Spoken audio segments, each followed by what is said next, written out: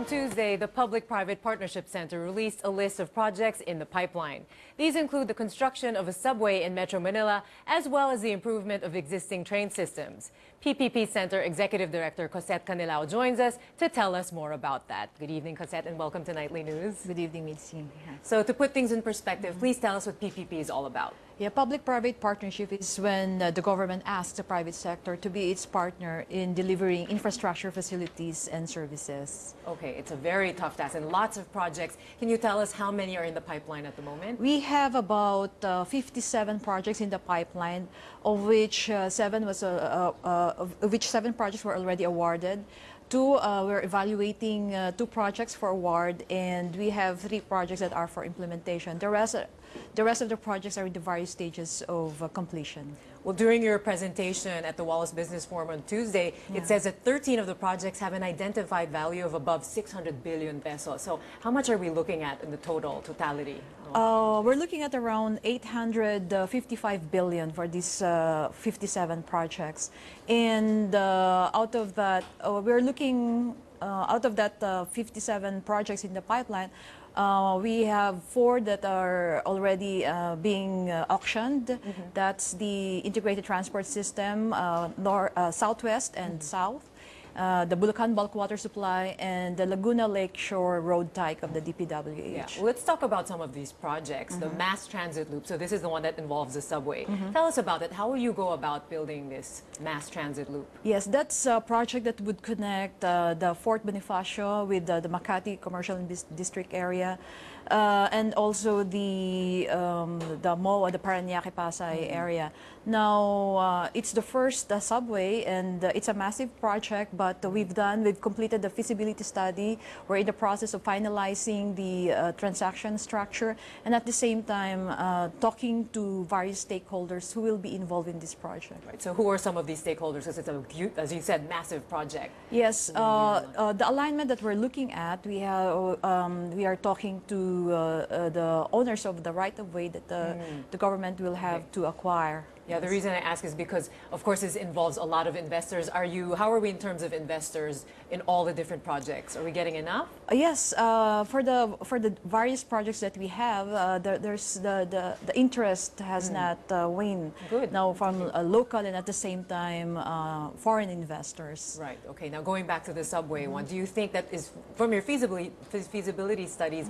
Is it okay, given that we are a flood-prone nation, going underground? What are the findings in that regard? Well, yes, there are engineering solutions to our flooding, and that's part of the study that they've conducted, and the consultants have identified ways to mitigate such a risk factor. Okay, good to hear. Well, a lot of airports planned also. So there's one in Bohol, Davao, Puerto Princesa, Iloilo, Bacolod. Tell us about some of these airport projects. Yes, we have 7 airports that we are hoping to roll out until in the next 12 months. And 6 are from the Department of Transportation and Communications as the implementing agency. So we have the Iloilo, Bacolod, Davao, the Puerto Princesa, Bohol, and the Laguindingan airports. Right. Now, those airports will be bundled, meaning it will be offered in the market in various packages, and there will only be one process to do, one auction process. The San Fernando Airport of the BCDA, that one has development rights, and those airports, we expect to open gateways, especially for the San Fernando airports, and increase the traffic, local tourism, as well as international tourism for the various places in our country. Yeah. What about the San Miguel's proposed new Manila airport? What do you have to say about that? Yes, actually in several interviews, Mr. Ramon Ang clarified that he did not submit an unsolicited proposal for the airport. It's just a suggestion to government to take a look at building an airport somewhere near the Manila. Okay. So it looks like with all these infrastructure projects, we can really expect better, more investors coming in, less traffic.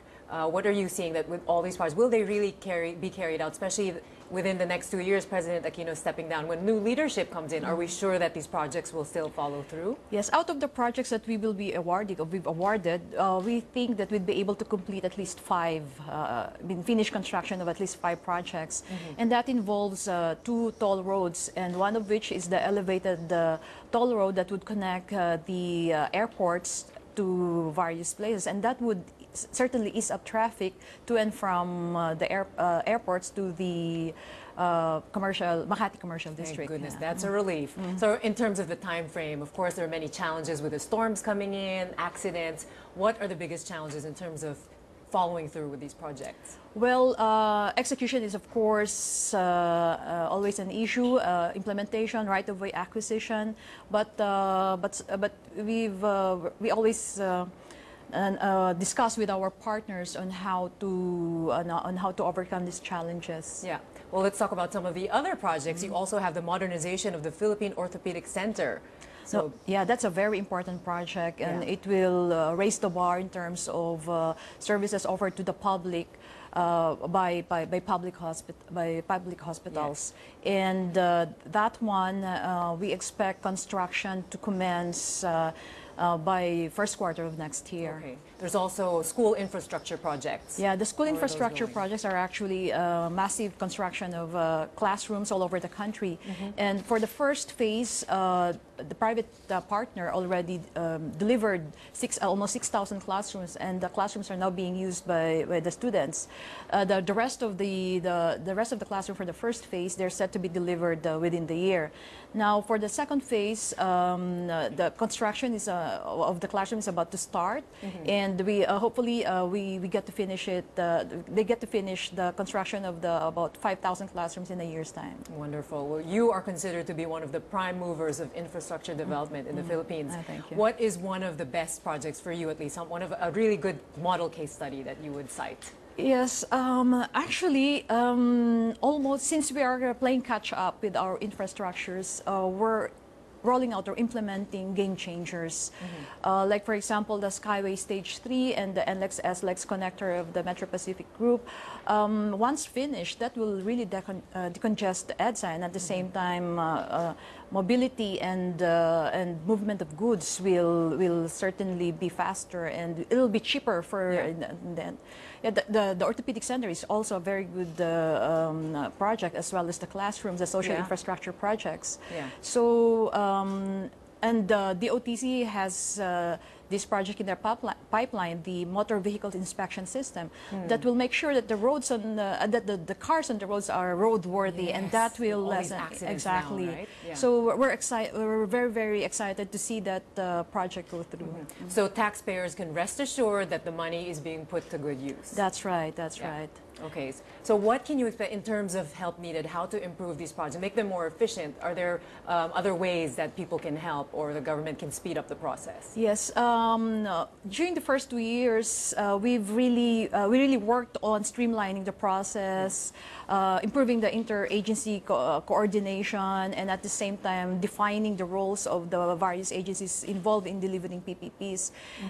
We also improved the legal and regulatory framework of the BOT law, the Build, Operate, Transfer law, and we are in the process of amending the BOT law to update it and to include and to institutionalize the reforms that we've initiated.